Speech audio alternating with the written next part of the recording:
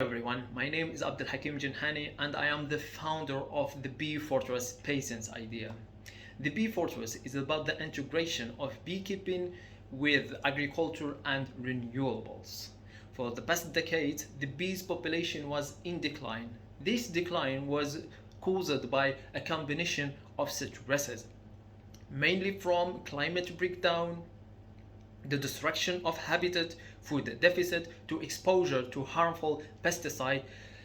And if this continues, the bees will disappear from the surface of the earth, and then humanity would have no more than 4 years left to live. At BeeFortress, we keep bees protected by placing them in the center of a smart mega farm and grow diverse medical, aromatic, bee-friendly plants to ensure sufficient food for bees all year round. Then we will harvest bee products and extract essential oils from the plants and then reuse them as biofertilizers or craft perfumes from them. All of those processes will be relying on clean renewable sources of energy to reverse climate change and save the bees in the long run. Our blue planet was pulsing with life, and the bees played a critical role in healing it and keeping its balance for thousands of years.